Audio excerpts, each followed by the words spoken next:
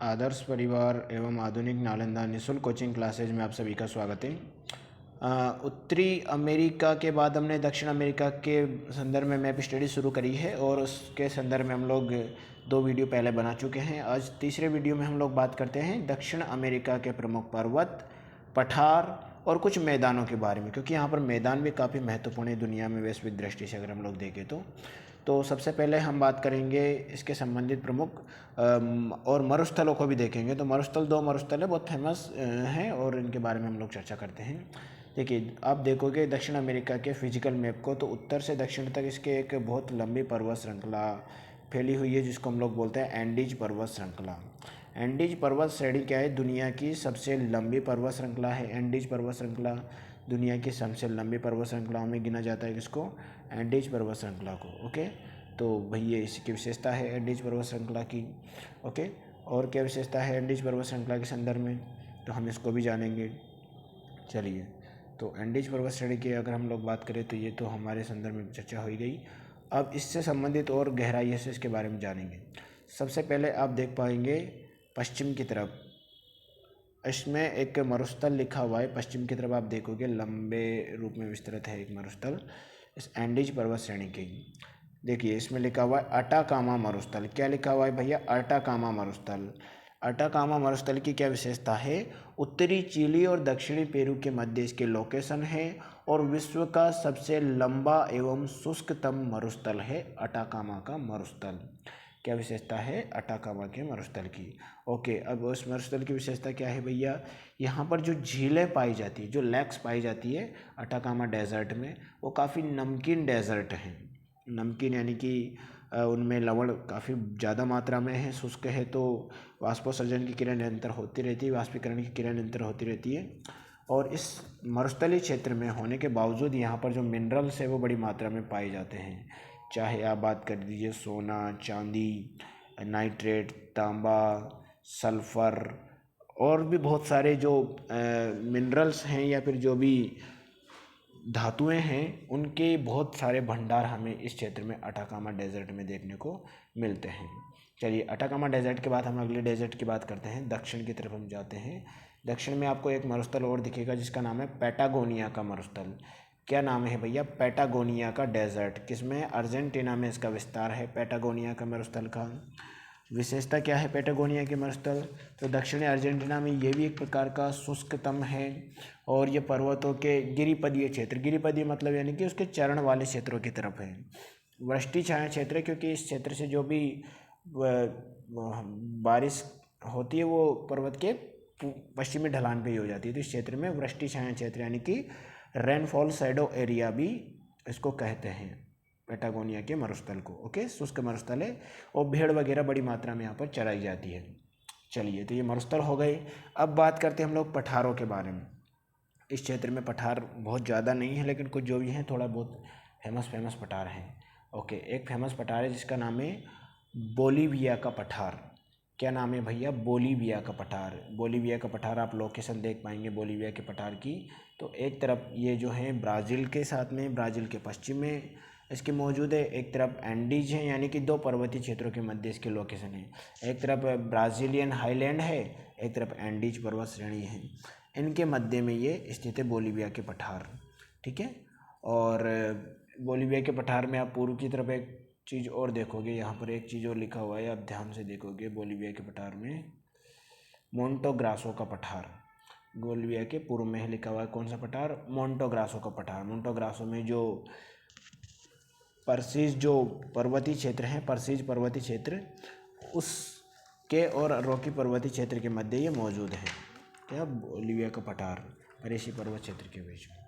चलिए, तो बोलीविया पठार हो गया, मोंटो ग्रासो का पठार हो गया, या प्रमुख इसके पठारी क्षेत्र हो गए। अब बात करते हैं इससे संबंधित प्रमुख पर्वतों के बारे में, या कुछ उच्च भूमियाँ भी, यहाँ पर कुछ हाईलैंड्स भी हैं, है ना, तो उनके बारे में भी हम लोग चर्चा करेंगे। चलिए, तो पहले रॉकी की बात कर लेते हैं, रॉकी पर्वत श्रेणी की, क्योंकि दुनिया का सबसे बड़ा पर्वतीय क्षेत्र है।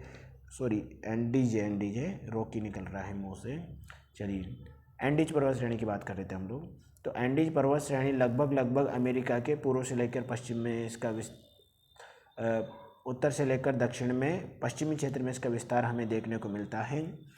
और आप देखोगे जो एंडीज पर्वत है वह 7 देशों में फैला हुआ है। 7 देश कौन कौन से हो गए भैया? उत्तर में आप देखोगे तो इसमें कौन सा देश हो गया? वेनेजुएला में भी कुछ भाग इसका पड़ता है।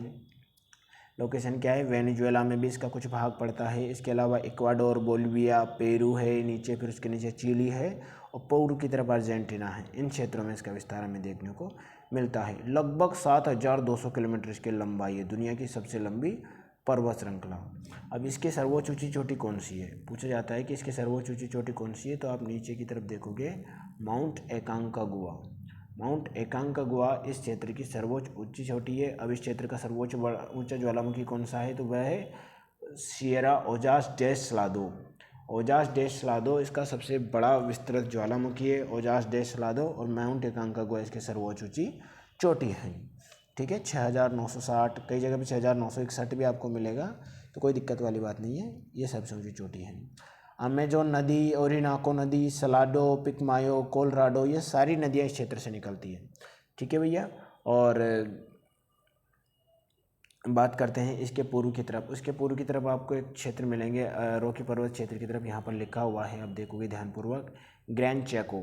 क्या लिखा हुआ है भैया? ये लिखा हुआ है ग्रैंड चेको। ग्रैंड चेको क्या होता है, इसके बारे में सुनिए अब। ग्रैंड चेको का वहाँ की लोकल लैंग्वेज, जो रीजनल लैंग्वेज है, उसमें इसका अर्थ होता है आखेट की भूमि, यानी द हंटिंग लैंड, जहाँ पर शिकार खेला जाता हो स्थानीय लैंग्वेज में। अब लेकिन है क्या ये? जो पराग्वे है, अर्जेंटीना या बोलिविया, उनके मध्य इसकी लोकेशन है। इधर पराग्वे है और इधर अर्जेंटीना तो हो ही गया दक्षिण में, और एक तरफ है बोलिविया। इस क्षेत्र में ये मौजूद है ग्रैंड चेको। ओके।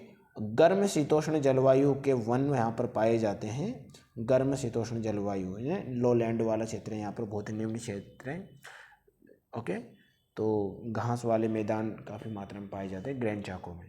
चलिए, तो यहाँ पर जानवरों का शिकार भी बड़ी मात्रा में किया जाता है। अब अगला हम लोग बात करते हैं, ग्रैंड चेको हो गया, एंडीज हो गया, और अगली बात करते हैं हम लोग इसके बारे में। अब देखिए माउंट कोटोपैक्सी, इसमें और आपको मिलेगा माउंट कोटोपैक्सी। ठीक है, माउंट कोटोपैक्सी कहाँ है भैया? अब हम आ जाते हैं पूर्व की तरफ। माउंट कोटोपैक्सी, माउंट कोटोपैक्सी की लोकेशन है इक्वाडोर में। माउंट कोटोपैक्सी है इक्वाडोर में, ये लिखा हुआ है माउंट कोटोपैक्सी। और माउंट कोटोपैक्सी है, इसकी विशेषता है कि ये विस्तृत एंडीज पर्वतीय क्षेत्र में सबसे ऊंचा सक्रिय ज्वालामुखी है। सबसे ऊंचा सक्रिय ज्वालामुखी है माउंट कोटोपैक्सी। ओके। और इसी के नीचे की आप तरफ, इसी के जस्ट नीचे की तरफ आप देखोगे, अगला आपको दिखाई देगा माउंट चिमराजो। ये लिखा हुआ है माउंट चिमराजो। ठीक है, माउंट चिमराजो की क्या विशेषता है भैया? ये भी एक शांत ज्वालामुखी पर्वत क्षेत्र है, इक्वाडोर में लोकेशन है इसकी। एंडीज के ऊंचे शिखरों में से भी इसको एक गिना जाता है। चलिए, अब अगला हम लोग बात करते हैं और भी इसके संदर्भ में कुछ अन्य जानकारियों के बारे में। चलिए, अब नीचे की तरफ आप देखोगे, यहाँ पर एक शब्द आपको मिलेगा पंपास। क्या मिलेगा? पंपास।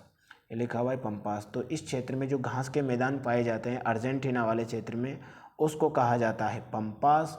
उसके उत्तर की तरफ जो घास के मैदान है, शुष्क वाले घास के मैदान, इसको बोलते हैं ग्रैंड चेको।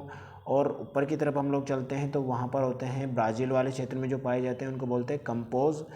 ठीक है, कंपोज घास के मैदान। ओके। और मोंटो ग्रेशो प्लेट के ऊपर देखें तो 2 घास के मैदान हमें और दिखाई देंगे। ठीक है, कौन से? एक आप देखिए यहाँ पर लिखा हुआ है सेलवास, जो कि अमेजन नदी बेसिन में जो घास के मैदान है उनको बोलते हैं शेलवास। और सेलवास के बाद में हम ऊपर की तरफ देखते हैं, जहाँ पर ओरिनाको नदी है उसका अपवाद क्षेत्र है, वहाँ पर लिखा हुआ है लानोस।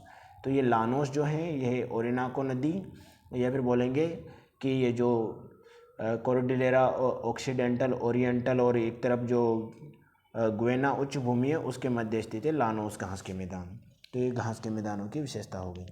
पंपास जो दक्षिण में था, वो क्यों फेमस था भैया? पंपास दक्षिण में जो था, जिसको अर्जेंटीना वाले क्षेत्र में हमने बात किया था, तो यहाँ पर बड़ी मात्रा में सूअर वगैरह के लिए घास, और इसके अलावा अनाज उत्पादन बड़ी मात्रा में यहाँ पर मिलता है।